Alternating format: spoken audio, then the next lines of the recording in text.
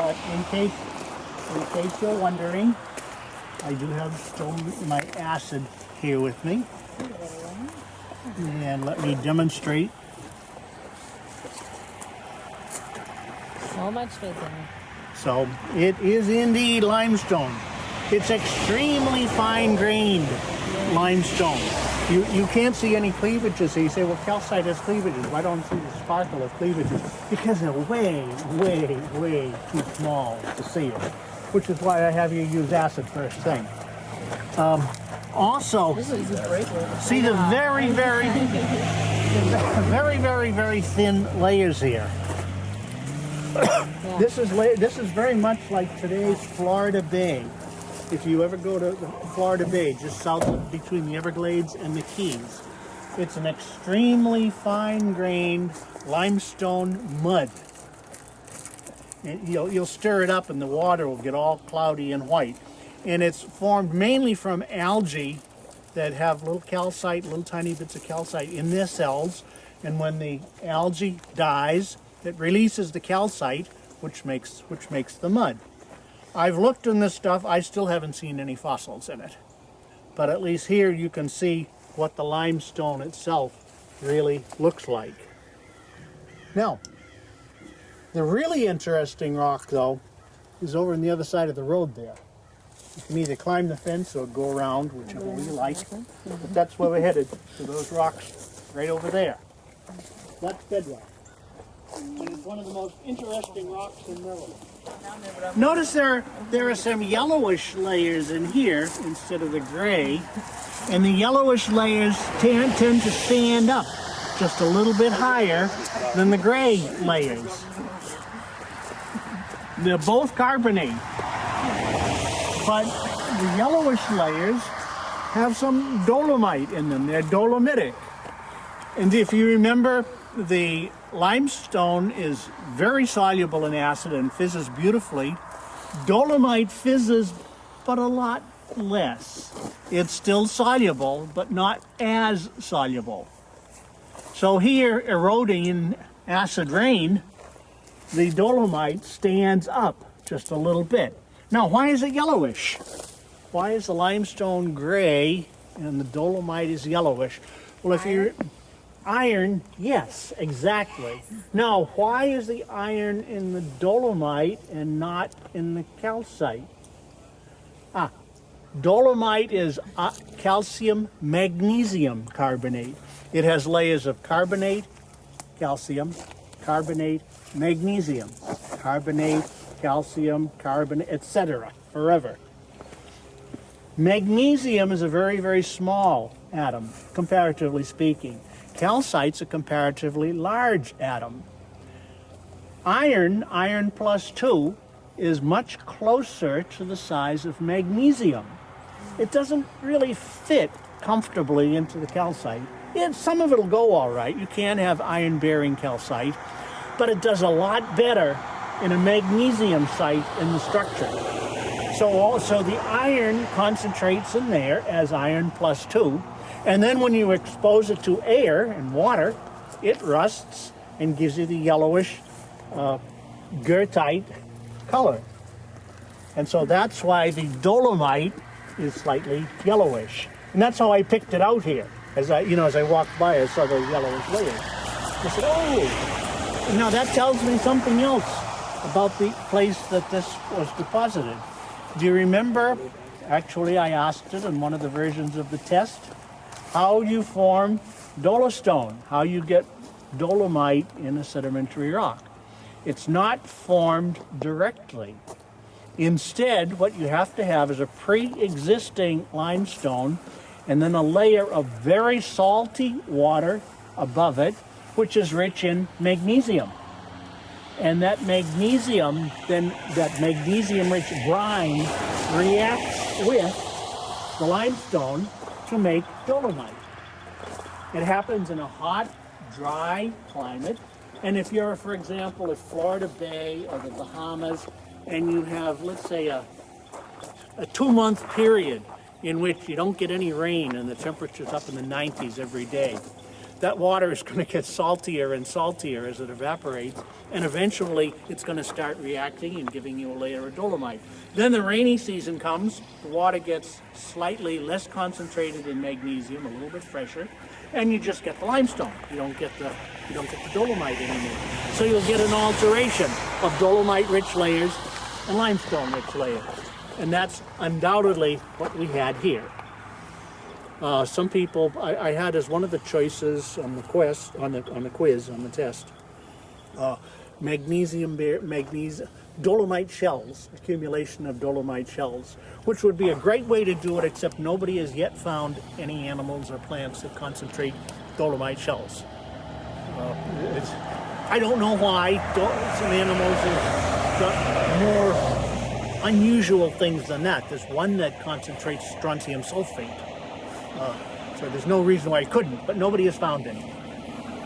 So anyway, let's go look at the really interesting rock over there.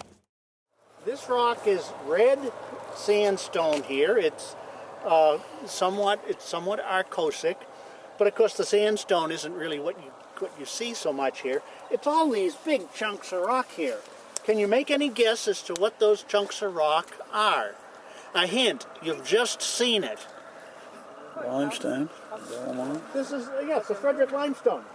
It's pieces of the Frederick Limestone. Now, that's a little bit of a problem. Here is the problem.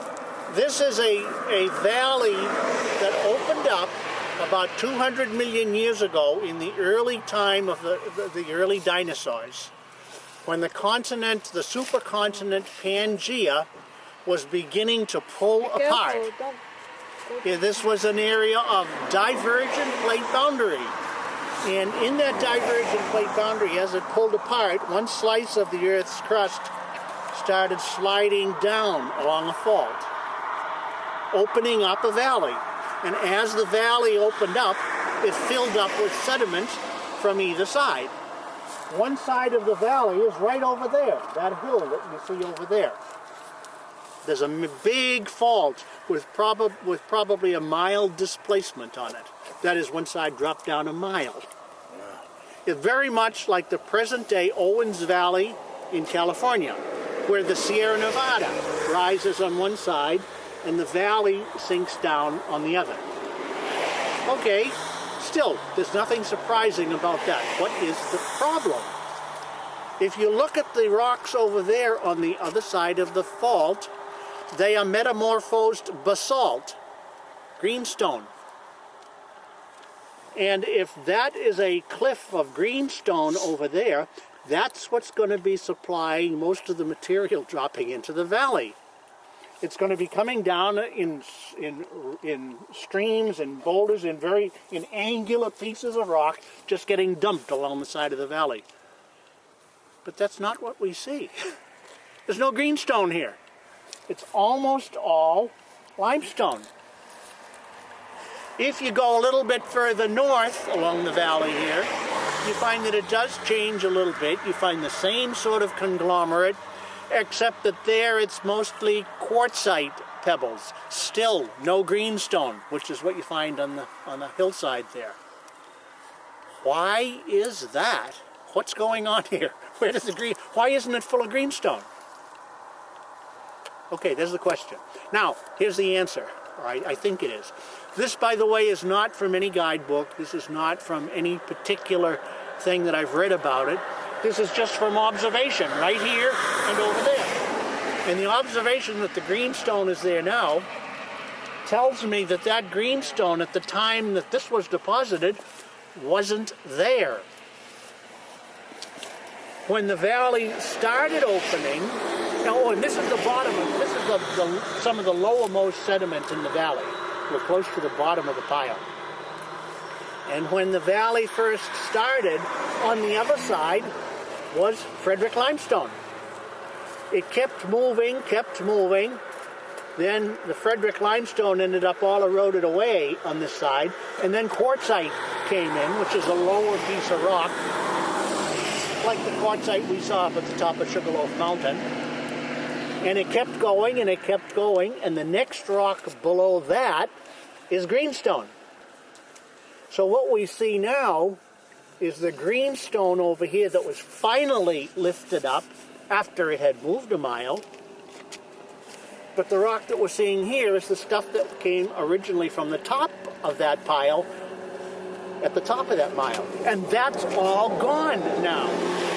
It's still exposed over in the other side of the valley where we saw it, where there isn't a fault over here.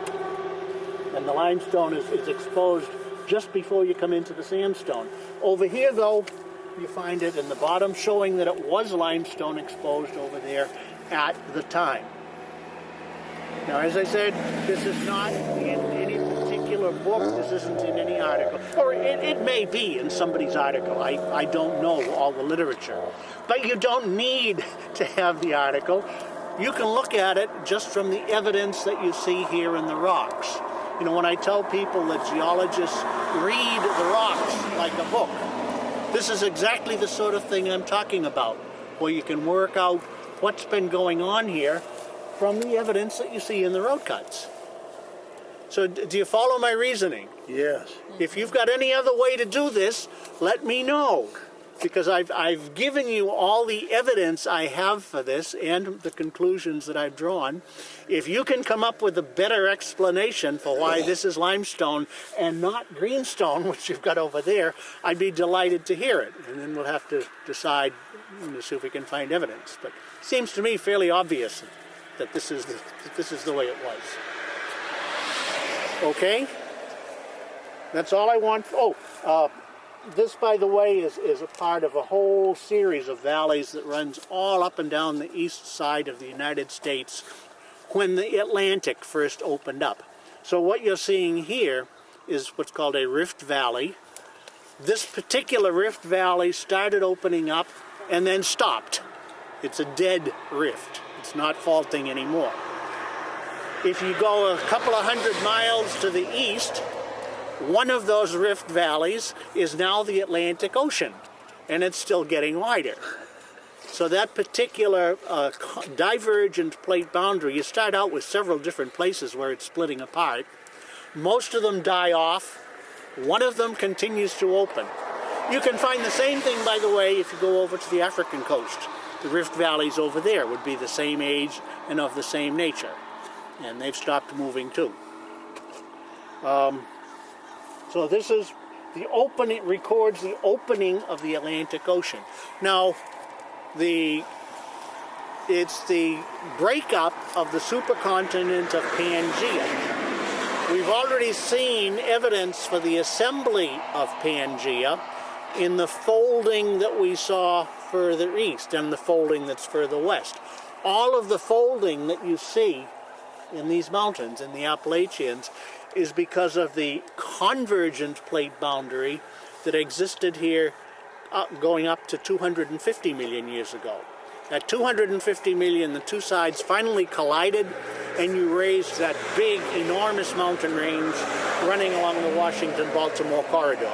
Actually, running all the way from Atlanta up into Canada.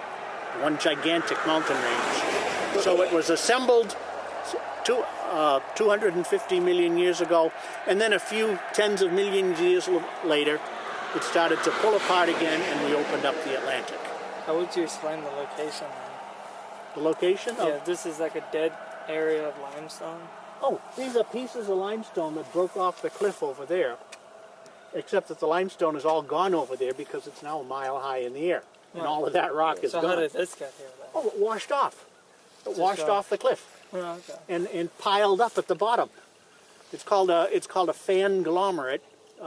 If you go out west and look at the east side of the Sierra Nevada, you'll see at the base of the Sierra Nevada there are these big fan-shaped sort of dryland deltas that result from all that junk washing down off the mountain and piling up at the base of the mountain range. And that's exactly what happened here. There was a Sierra Nevada type mountain range right there immediately to our west. You know, that might have been several thousand feet high over there. If you were here when the fault was still active. And it would have been earthquake country too. It would have had some nice earthquakes every time the fault moves again. like they have in Nepal now. Except Well, that's a that's what it says, convergent boundary. convergent, not a This is the kind of fault that you get in Salt Lake City. Salt Lake City is due for a big fault because it's at the edge of a new divergent boundary that is splitting North America apart between Reno and Salt Lake City. It's already gotten about 60 miles wider than it used to be. It's pulled apart 60 miles and is still going. And there is a fault very much like that at the base of the Wasatch Mountains in Salt Lake City. And every few years or so, it moves, and one side drops 15 or 20 feet, the other side goes up. So that's equivalent to here. Oh, I might also mention, by the way, that fault is a line of weakness in the crust. And if there are any strains and stresses involved in moving the whole North American continent westward, every once in a while, like moving a house full of furniture across the country in a moving van, you go over a bump and everything shifts a little bit. The place it shifts is going to be along the old line of weaknesses. One of those lines of weakness runs through the town of Mineral, Virginia, which is why they continue. You know, some of you people might have felt that fault, might have felt the earthquake just a few years ago. It's known they occur regularly there. That was one of the bigger ones, but every so often they'll get a little earthquake in that area because it is a line of weakness, and you get little earthquakes on it. Not a big one because it's not a major crustal boundary, but just little ones. Okay, let's see if they'll open up for us now. Or we have an alternative, by the way. Point of Rocks is a little town right down there. They do have a deli, and if you'd rather, we could go to the deli. I have no idea what the deli is like. You want to go to the deli? I want ice cream. You want ice cream?